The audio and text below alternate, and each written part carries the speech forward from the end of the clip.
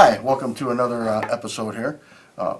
Sitting next to me tonight is master mechanic Ronald Rhodes. Oh, do a zoom. Yeah. Sitting next Hello, to me tonight Chicago. is hello the world. See, this Hello, is world. streaming live on the internet tonight. Okay. Now, what do we do at Chicago ABATE? We do a lot of stuff.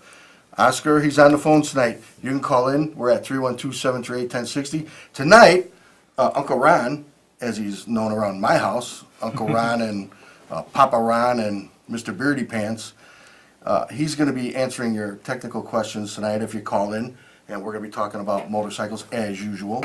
Go ahead and introduce yourself, Mr. Brown. How you doing? My name's Ron Rhodes. I'm currently living in Bensonville, married to my wife for 20 years, got 2 kids. What's her name? Penny Rhodes. You almost didn't remember. Can't forget that. But I've been wrenching on Wait, bikes. children? Have 2 kids, Thank Emily you. and Zach. Water bottles. Oh, get that. We're advertising for water, clean water. And I've been wrenching on bikes for probably about 40 years. Known Pat for probably 50 Or more. or more. We're old. And went to school with his wife since 3rd grade. What's her name? Olga. See, I'm going to get you here and there. I'm going to get you with a question I'm that you sure don't you remember. will. I'm sure you will. So, I'll be stuttering and sputtering. no, you're already doing that. But not from that end, from the other end. Yeah. Anyways, tonight we're going to be talking motorcycles as usual. We're going to be talking a little bit of politics. There's some stuff that we need to get done. We have somebody that's going to be running for state legislative coordinator. His name is Joshua Witkowski, aka Ski. Chicago chapter supporting him. So if your chapter is going to be voting, vote for Ski, not for me. And Dan Harper, we're going to be bringing him back in. At our next meeting this Wednesday, tomorrow even. Tomorrow? Okay. Tomorrow, 7 o'clock at the brewery. It's 3848 North Harlem Avenue. Come on by. You don't have to be a member to come in. Our elections are open, and this is the last night for nominations tomorrow. So, you want to run for an office? Come on. You want to run? You want to be the president? Come on. Come on down. It's been a long run. It's been good. It don't seem like 13 years, but it has been. Well, Yeah, and it goes by fast.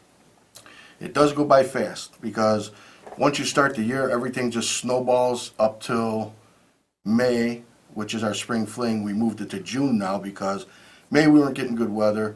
We were missing out on a lot of things because other clubs and organizations were having their parties on that day, and you know, just low turnout, bad weather. I was gonna say shitty, Yeah. but bad weather. Bad weather, you know, and rain and everything else, but April showers bring May showers, not Yeah. flowers. So we moved it to June, which I think it's been better. You know, we get better weather, we get more vendors coming out. I'll have more on that later. So, here's what I was talking about last week with Andrew Lago, aka Andy Lago. We're talking about whether or not it's time to put your bike away for the season. And if you're not putting your bike away for the season, what kind of problems can you face out on the streets right now? Well, right now, with the elements changing, you could face either rain, snow, sleet. You have to watch out for traffic, of course, and especially the people that aren't paying attention.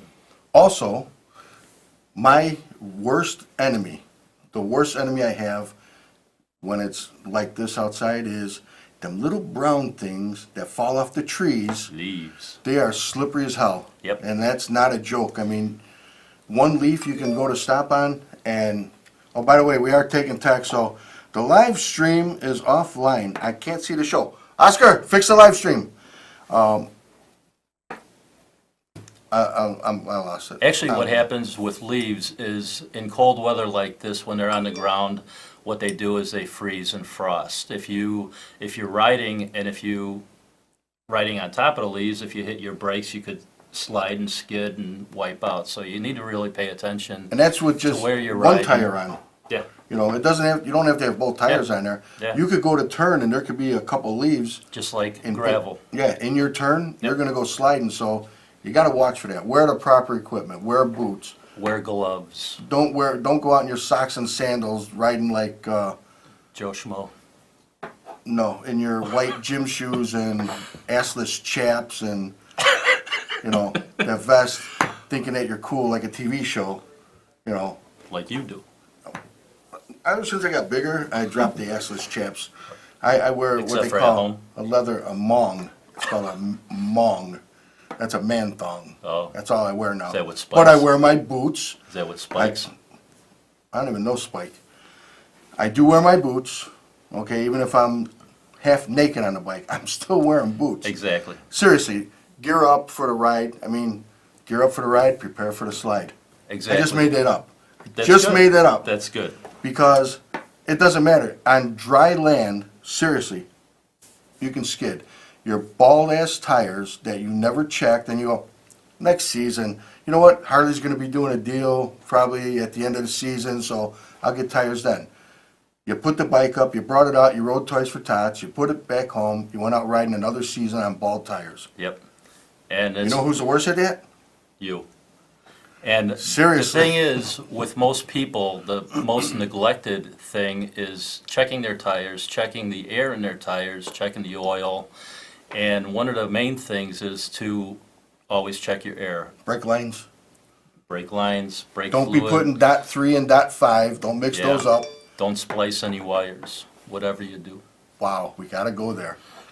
So one time, I call a friend of mine and say, there's a problem with my headlight. Can you come over? He comes over. He says, splice those wires. And then So I took the wire cutter and went right through them all. every single one of them. You weren't very specific that day. I should have been. So not having access to a soldering gun Anything. and anything like Extension that, cord. we rolled the bike to my father's restaurant, and we're holding the bike up with an extension cord, with the soldering iron, trying to solder All the wires that he cut. all the wires that I was told to cut. Oh, we have a call. Hello, who's calling? We are on the TV show live. Yes, how can I help you? Hello. How are you? I'm good. Uncle Ron's with me.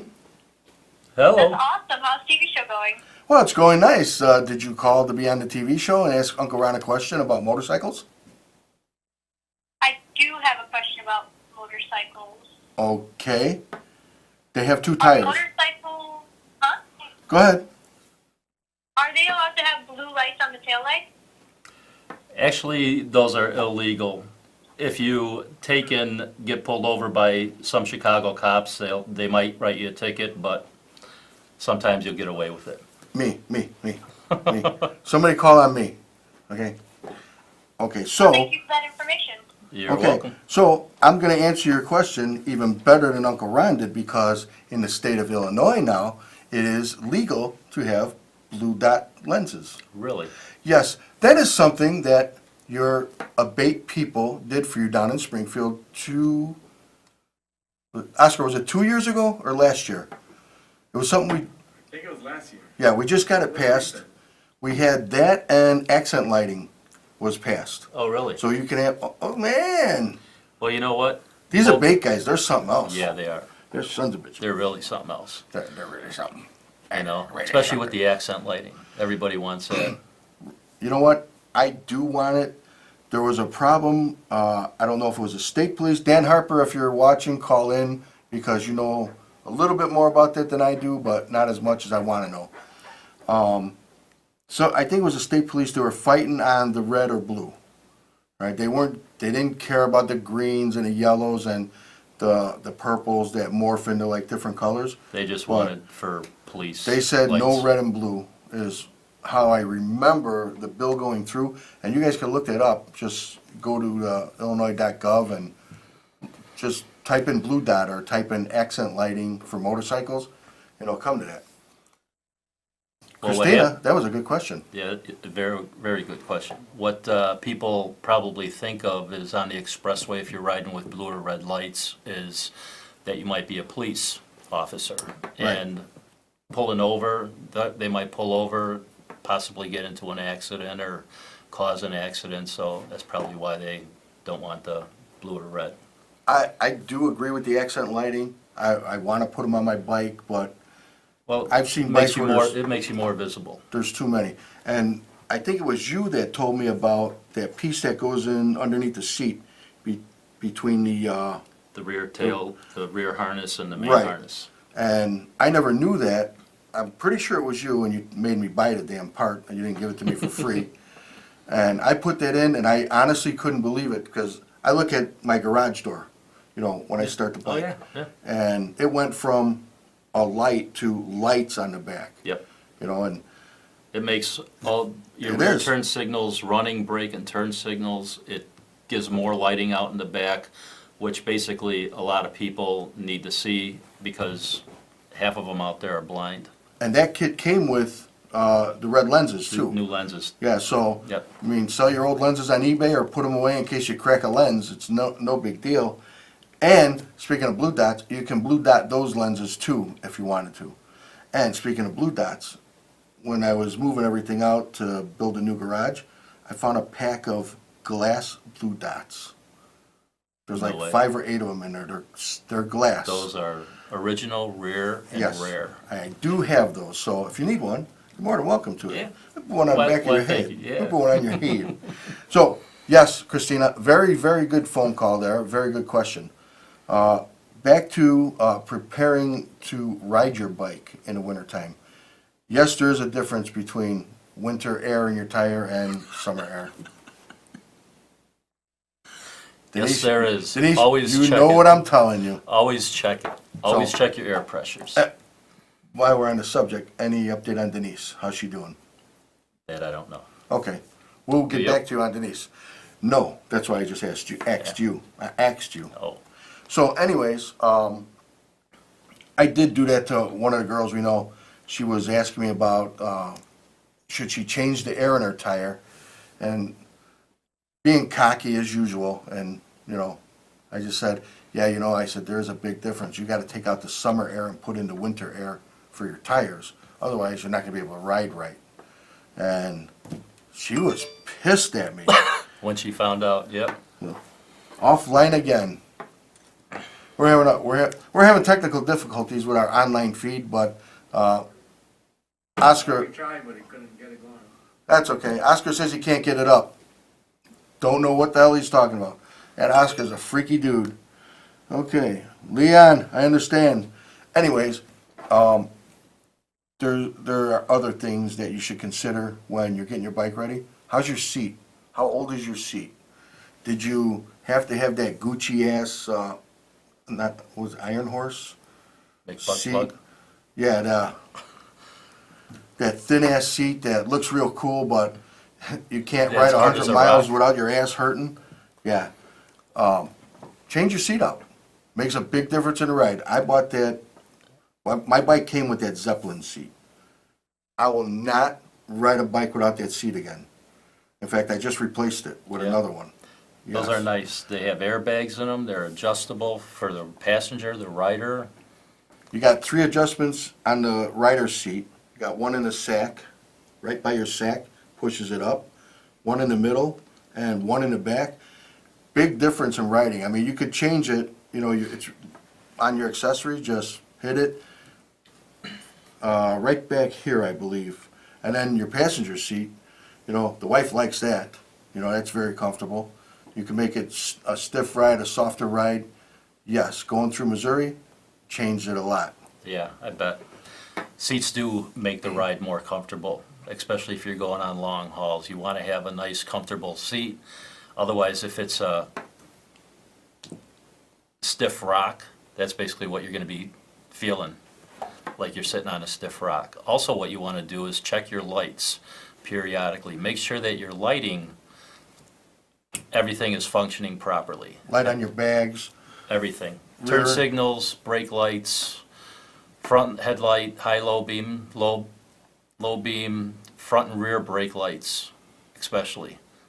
And what they have out there now is they have a module that you could put in your bike to make the tail light flash. To do that 3 flashes or Yeah. whatever. I thought those were only Kuryakins. Well, I hate to be brand specific, but Kuryakin makes it, and there's a couple other companies out there that make it, but people see flashing lights more than they see a regular running light. So if you have a flashing light and somebody's not paying attention to the road or looking on their phone or putting makeup on or something stupid doing their like nails. that, they'll see a flashing light more than they will a regular running light. So that's very important too. So let me ask you this. You go out to your bike and you go to start it up. You start it and the push rods fall out. Seriously. Then you go to your next bike. What? All right. So did you hear the question we're asking right now, Oscar? What happens if you start your bike and the push rods fall out and they hit the ground and you start freaking out and you're trying to turn the bike off because... Then you get a new road name, push rod. So here's what happened to Oscar.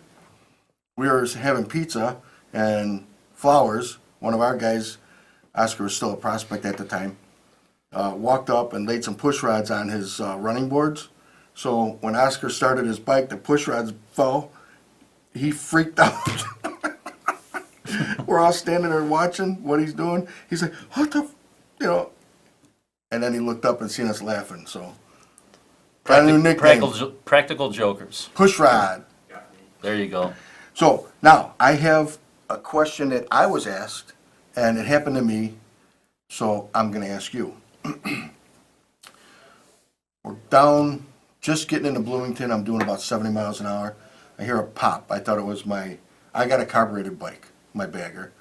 So I'm thinking, carburetor backfired. Harper looks over. He's like, I go, keep riding. Fuck. So we're stopping for breakfast. We hit a Bob Evans. Pulled in. I backed the bike in. We went in. We ate. Come out. Tires flat. Rode 5 miles. Not a joke. I don't have the picture with me. Five But- tires on a flat? 5 miles. Did not know. It didn't feel like anything was wrong.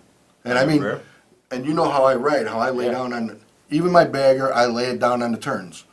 Went through, we parked, we had breakfast, come out, like, damn, tires flat. Called, I think it's Chuck's. They come out, got us. It was hot as hell that day. So we get into the shop. Guy's like, all right, yeah, just go walk around, do whatever, get a hot dog or something, and we'll take care of it. Guy comes out from the parts counter. He goes, I'm going to show you your tire. And I'm not joking, not joking. You see this? See this?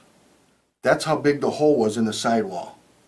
I'm telling you, I put my fist in it. That's how big the hole was. Okay? That's not what I'm going to talk about though. But that sucks because I rode 5 miles like that. Yeah. And I lay down on the turns. I really do. So now, here's where the question comes in. He goes, well, I got it off. We got to do your brakes. Is that like a Harley Davidson rule or a dealership rule?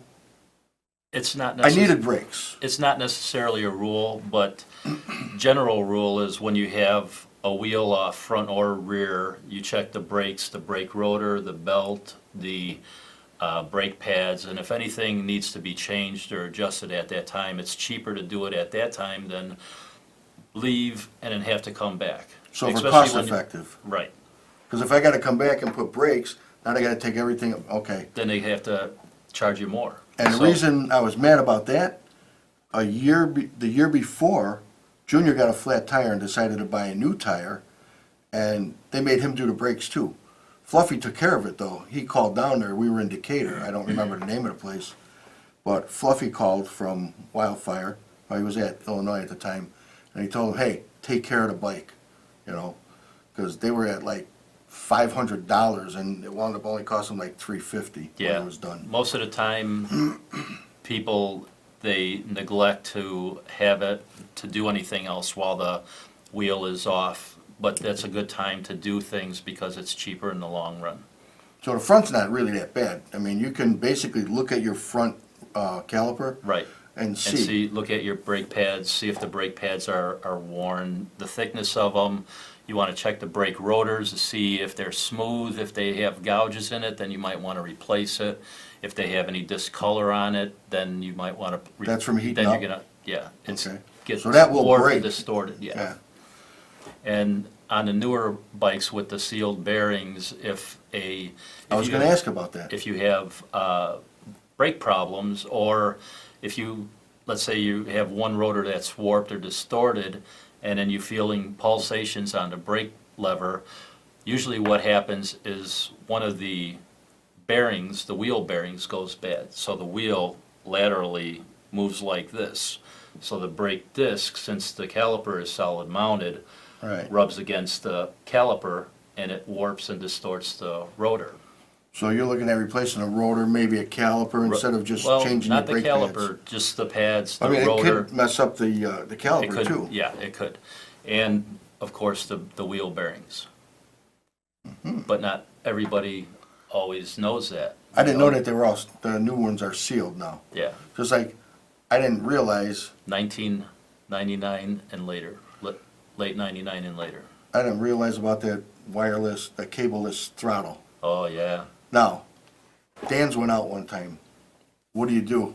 You can't go anywhere, can you? Is Not there anything you can really. really do if that goes out? I Not think really. Is it a solenoid that's in there? It's a switch in Okay. the throttle. Yeah, that went out. I guess he had to have it replaced, but that sucks. There's a lot of things on the newer bikes that are, good and bad. There's a lot of electrical components that could go out prematurely, and just like any electrical component, it could be brand new, it could be 20 years old, and it could go out and fail. So, the more stuff you have on your bike, the more prone it is to failing. See, new technology. It may Yeah. be new, but it's not the best. That's right. Nothing's gonna be the best. No. Unless you go back to some old, like these old guys, they ride these panheads. Okay? Some of them like shovel Panheads heads. forever. Some of them like shovel heads better than they do with like a panhead. I had a panhead though. I've got a panhead. Okay? Do you remember the story of the panhead my father gave me? No, why don't you tell it to me again? Well, it was crazy. He said if I could get this bike started, that was the one in the yard with the long front end. Mm-hmm. He said if you can get it started, you can have it. And I kicked that sumbitch for 3 days. I was stoned too. I was flying. Of course you were. 3 days I was out there. And I not joking. I was young, things happen. And I'm kicking and kicking and kicking. And you came by. Because you had that Sportster with like an 80-foot Front end on it. where you can pull up and get gas at one station, and the guy across the street was filling up your tire, Exactly. just making sure you got the proper inflation. That's right. And you asked, now see, I had a Triumph at the time, and you asked me, I don't know if you remember, you go, did you check the battery? And I said, what battery? I said, the battery. That was that square-ass tall battery, Yeah. I think it was. My Triumph had the magneto and stator, or whatever the hell you The call it. magneto. Yeah, so that you just kick. You didn't need a battery. But I'll be damned. Put a battery in that thing, fired it right up. Boom. After kicking it for 3 days, it was primed. Yeah. It was ready to It was go. ready to go. Yeah. It was all ready to go. Well, electric wine. Don't drink it, kids. It's not good for you. Not at all. It'll make you do crazy things. So yes, Take our word for Mr. Rhodes here and I have ridden a few miles together, and he's had some outrageous motorcycles. And there was one bike that I actually learned how to build a transmission in your basement and in your garage, and then back in your basement and back in the garage, and then back in the basement and back in the garage. And there's a guy named Hot Dog that I think Good friend of ours. I think we carried his bike more than he rode it that first year. Which one? The mustard yellow bike. Oh, Bring it in the basement. Bring it back out. Bring it in the basement. Bring it back out. that was a nice bike. 98-inch shovel head stroker. He still rides it. Yep. It still runs. Still runs. You built that in 90. Probably 20 years ago, I think. 95, 96. Yeah, it's got to be. Yeah, Ron's built some outrageous bikes. He's worked on some outrageous bikes. He's worked at many dealerships. He's had his own shop. He's going to be doing work out of his own house. So watch the website, watch the internet, watch Facebook. I'll give you all the information. Yep. And we'll get some work over by him and make him just do all kinds of crap. Anything from mild to wild. And he'll splice your wires for you. I'll have my friend here come over and he'll do some heavy Whoa, splicing. I get paid for this? Yeah. Wow. We get paid to mess things up. Yep. You know, sometimes I think I stutter when I talk because there's other words that are rattling around and that want to come out. Now, Like what? we talked, you know, the F-bombs and all of that. Yeah. All right, we've talked about brakes, we've talked about tires, we've talked about lighting, we've talked about seats. Here's what I want to tell you about, and this is not a joke. Check your handlebars, kids. Check them. Really? They don't come loose? They do come They loose. do. You know, when I bought the bagger from the old Illinois, when I was on Harlem, Mm-hmm. I remember. and I was going, the handlebars were actually loose. I hit a bump and the seals broke in the forks and it shot oil everywhere. You know, so I limped it back. Harley took care of it. They fixed everything. And they told me, it was at George. He told me, he goes, your handlebars are loose. What the hell's going on there? I don't know. I just bought the bike 2 weeks ago. So check everything. Check your handlebars. Don't jerk them back and forth because then you wind up with a Super Glide with cocked handlebars. Exactly. Because you got pissed off that somebody wouldn't give you your keys for your bike so you can go out for a ride while you were drunk and start trying to break the damn neck off. Actually, Pat's got It happened. he's got a good quote there because everything comes loose when you're riding and everything needs to be periodically checked. On a and brand new bike. Brand new checked. bike. Yeah. Anything could come loose. Anything could be skipped during assembly. So it is good to have your maintenances done at least once a year or every 2,500 miles, have the oil changed. But if you do feel movement in your handlebars, check the riser bolts on the bottom underneath, check the rubber bushings to see if they're worn or if the riser bolts are loose. And sometimes just putting a wrench on there and tightening it up will give you a tremendous amount of ease in your mind because you might be going like this with the handlebars and all of a sudden you tighten the bolts up and now they're stiff and now it's like, okay, that feels a lot better and it's more safe. Last thing we got to cover on the bike. The battery. Oh, the battery. The battery. What you want to do is during the wintertime, either if you have a heated garage, always put it on a battery tender. Even during the summer, put it on a battery tender. Who knows if you're going to be riding, when you're going to be riding. It could turn be- 60. Yeah. It could turn 60 and you're Then going all of out a for a sudden you ride. go out there and click, click, click. You go to start the. Yeah, Ron, my bike's going click, click, click. Did Yeah. you check the battery? No, why? I thought it was new. All right, dumbass, I'll be right over with the jumper. But what you never want to do is start it with a car that's running. Yeah, really. If you start your bike with a car, if you jump it, do not have it running. It puts too many amps out and it will fry your electrical system up. All right, I want to thank you for coming on the show tonight, Ron. You've Thank you. You've been a font of information. We'll get you back on here another night. All right, Thank you, brother. Good night, folks.